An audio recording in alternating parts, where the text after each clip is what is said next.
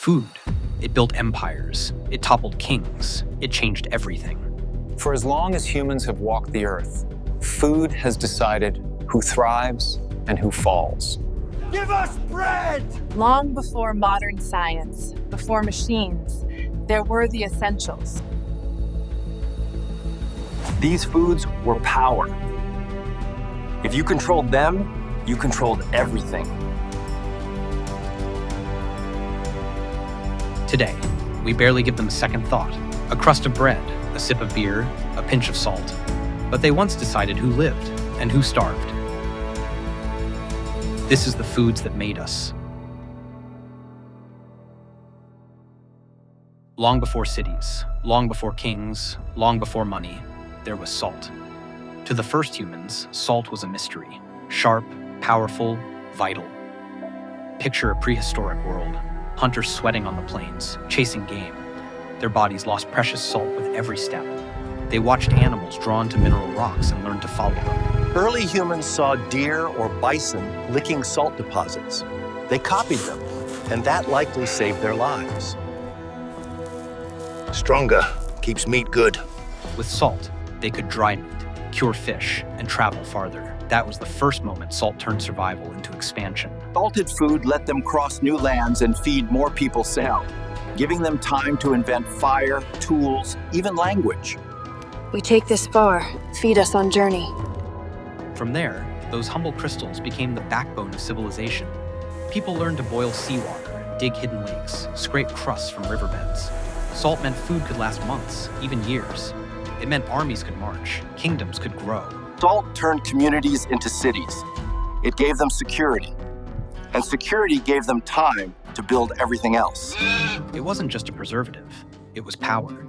The first trade routes formed to carry salt deep into ancient kingdoms. Salt caravans crossed deserts for weeks, camels stacked with giant white slabs.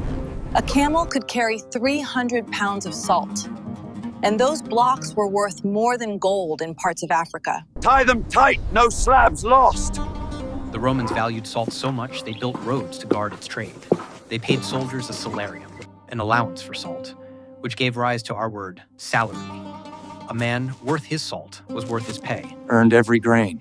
It tells you everything. Salt was wealth, and soldiers knew it. In Mesoamerica, the Aztecs guarded their salt lakes like treasure. Salt fed their soldiers and their gods, even demanded as tribute from rival cities. For them, salt was divine. It flavored sacrifices, blessed warriors, and was too precious to waste. Feed the gods with salt. Salt let farmers survive brutal winters, kept sailors alive on endless voyages, and gave desert travelers a fighting chance. In medieval Europe, fish was salted so hard it needed days of soaking. Salted cod saved millions, but if you didn't soak it long enough, it was harder than iron. Some called it the brickfish. Hit it harder, it's not bread. Salted cod, or bacalao, was the backbone of Atlantic trade, feeding sailors from Newfoundland to the Caribbean. French fleets carried it by the ton, a cheap, lasting protein. Stinks, but it keeps. But salt wasn't just about food. In the ancient world, it was medicine. It cleaned wounds, fought infections, even soothed sore throats. Salt is a natural antiseptic. Before modern medicine, it was a doctor's tool.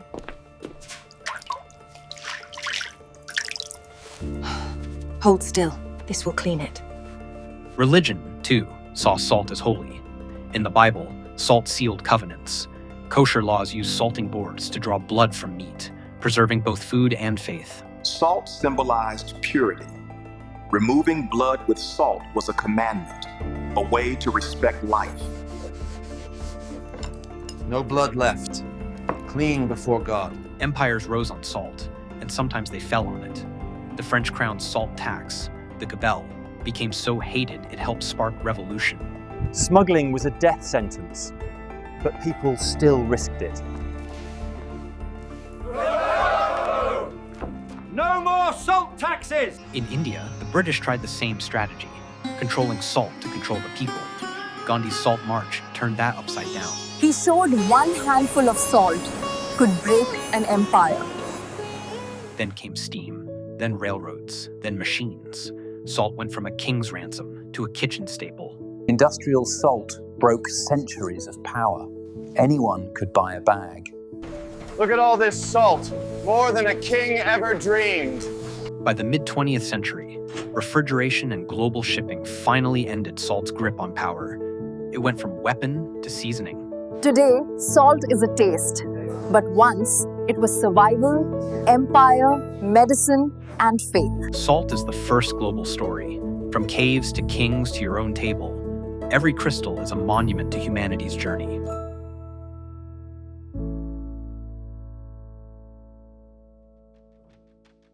Before kingdoms rose, before temples were carved, there was bread, simple, humble, yet powerful enough to build the world. Imagine a world of wild grains, blowing across grasslands. Early gatherers crushed seeds between stones, mixing them with water, cooking them on hot rocks. From this, bread was born. Bread is one of the first foods humans engineered. It turned grass into something filling, something reliable. It feeds us. It lasts, even when the hunt fails. Those first breads were flat and rough, but then something happened. Fermentation. Dough left to rest, captured wild yeast from the air. It puffed up, a miracle. Imagine seeing your dough rise on its own. They must have thought it was alive. That was the birth of sourdough. Soon, people began baking in clay ovens, the first true kitchen tools. These ovens, invented over 6,000 years ago, turned flatbread into daily bread. That first oven was humanity's first appliance. Faster than the stones. In Egypt, bread was life. Workers building the pyramids were paid in loaves, and beer made from crumbled bread, beer bread, kept them hydrated and fed. Beer bread was a two-in-one food. You could eat it or brew with it. For the gods and for us. In Rome, soldiers carried their daily ration of panis militaris, a tough, dry bread that lasted weeks. Rome marched on bread as much as it did on steel. They called it a soldier's ration. Without bread, the empire stalled. It breaks teeth, but it fills you. Bread was survival. In medieval Europe, it made up to 70% of a peasant's calories. When grain failed, famine bread appeared, made of straw, bark, or even sawdust. Famine bread was a desperate thing, more filler than food. Pray for a good harvest. But even hard bread meant survival. Saltfish, dried meats, ship's biscuit, these fed sailors crossing oceans, expanding empires. They had hardtack so hard you needed to soak it or break your teeth.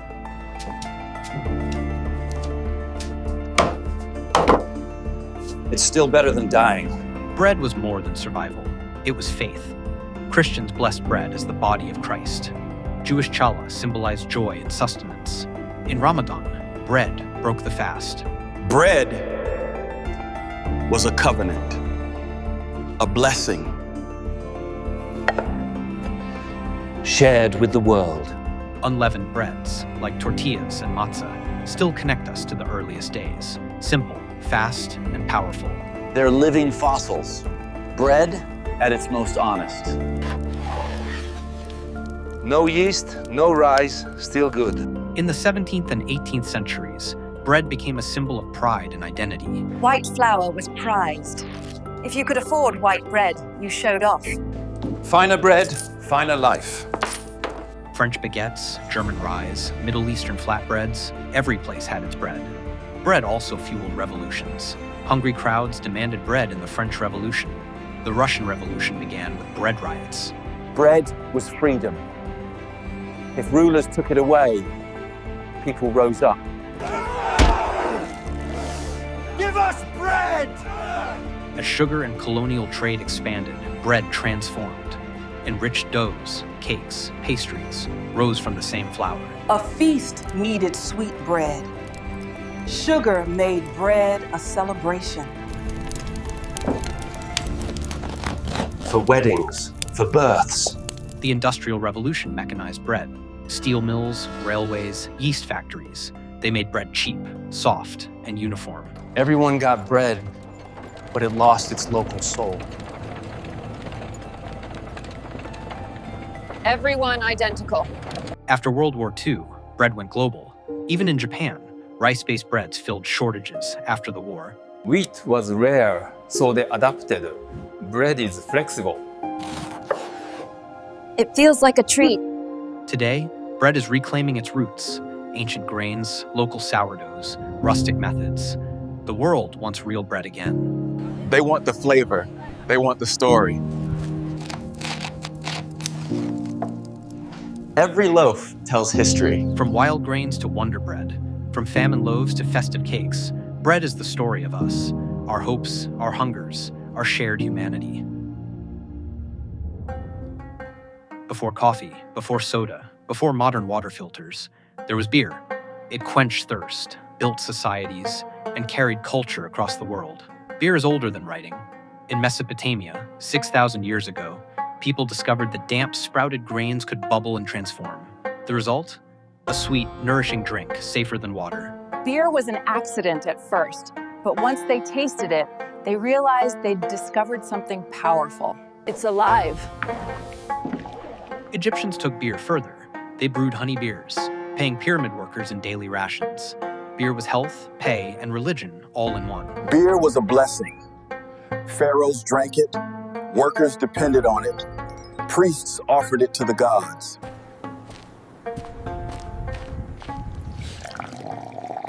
No work without the beer.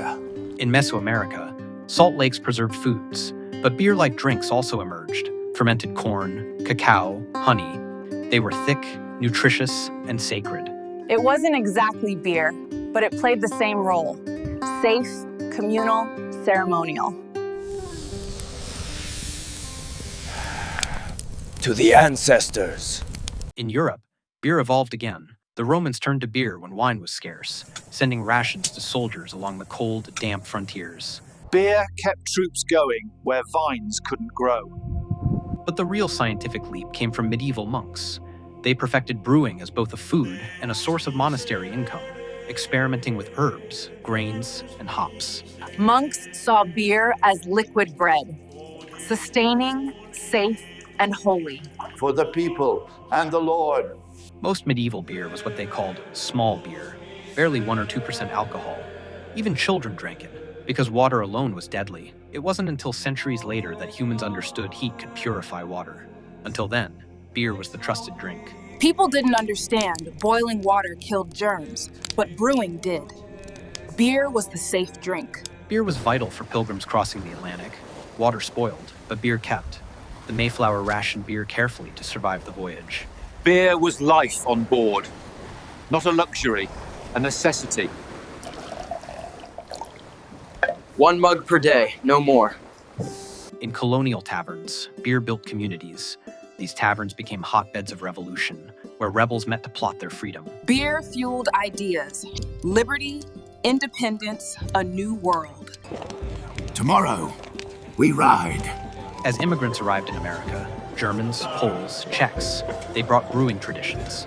Breweries flourished from St. Louis to Milwaukee to Galveston. Beer became identity. Your neighborhood, your heritage, your pride.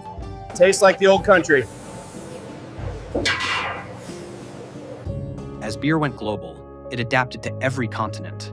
From rice lagers in Japan to sorghum brews in Africa, every place made beer its own. Beer crossed oceans. Today, there's no place it doesn't reach.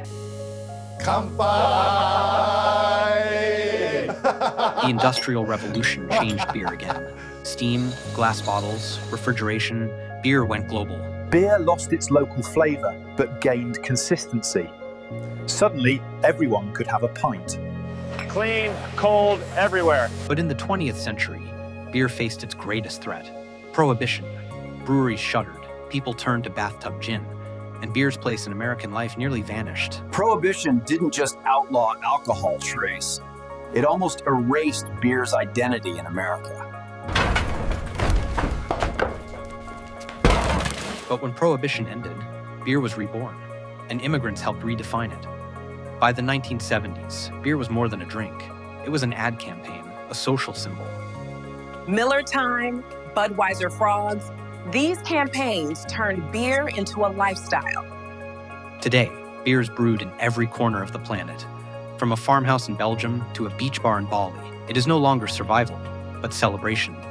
It's the world's shared language of hospitality.